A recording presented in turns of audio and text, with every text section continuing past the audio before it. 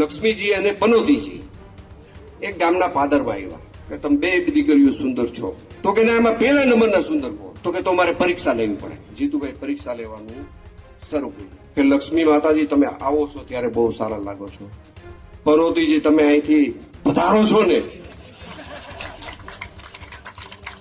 ત્યારે ખૂબ સુંદર લાગો. હવે ગામ માટે સુંદર ગોળી તમે નક્કી કરજો. કમળ છે ને, કમળ એ શાસ્ત્રોક્ત રીતે ક્યાંક લક્ષ્મીજી યારે જોડાયેલું છે. શાસ્ત્રોક્ત રીતે લક્ષ્મીજી યારે જોડાયેલું છે. એમાં આપનું કઈ સ્થાન ન હોય અને કોઈ ઘરના ન હોય, ઘાટના ન હોય, ઘાટના ન હોય, સમાજના ન હોય. ભાઈ ત્યારે જ ન્યૂઝરૂમ ગુજરાતની યુટ્યુબ ચેનલને સબસ્ક્રાઇબ કરો અને ઇન્સ્ટાગ્રામ અને ફેસબુક પર ફોલો કરો. અપડેટ રહો, સત્યની સાથે રહો.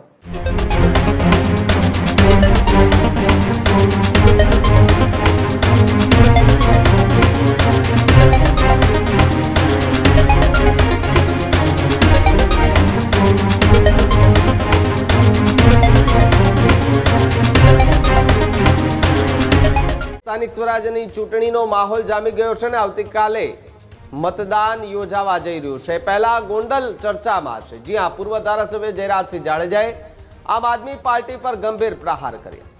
લક્ષ્મીજી અને પનોતીનું ઉદાહરણ આપી અને આકરા પ્રહારો કર્યા.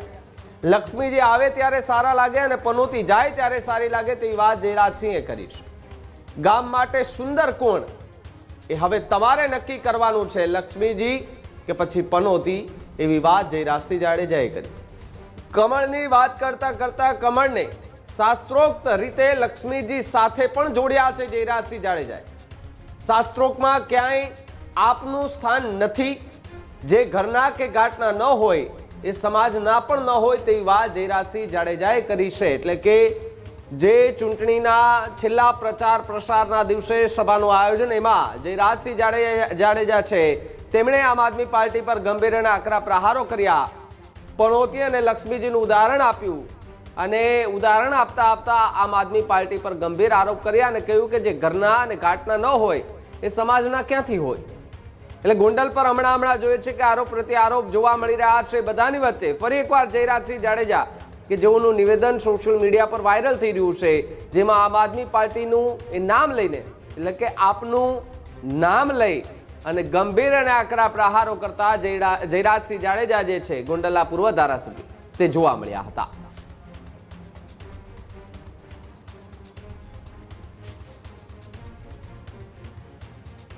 લક્ષ્મીજી ને પનોતીજી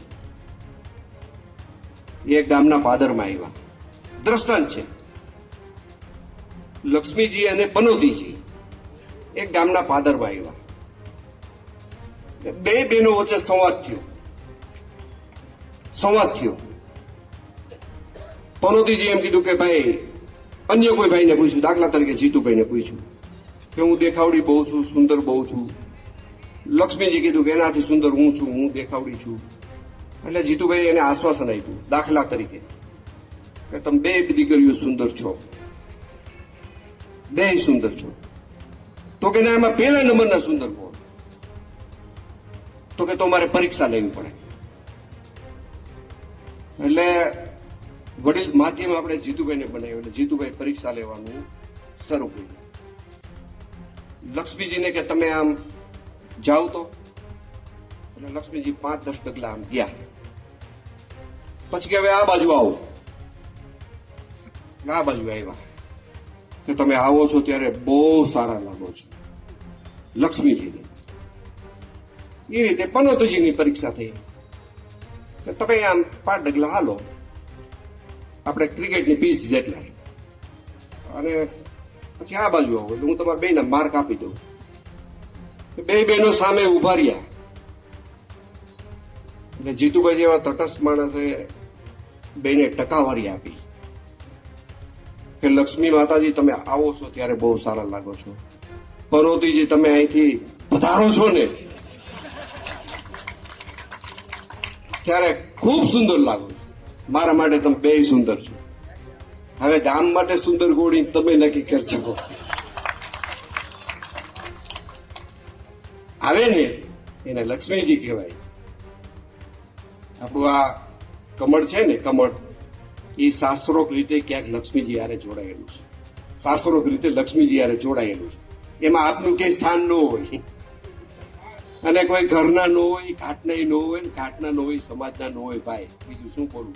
સૌનો આભાર. હજુ સુધી તમે અમારી ચેનલને સબસ્ક્રાઇબ નથી કરી તો અત્યારે જ ન્યૂઝરૂમ ગુજરાતને સબસ્ક્રાઇબ કરો, ફેસબુક અને ઇન્સ્ટાગ્રામ પર ફોલો કરો.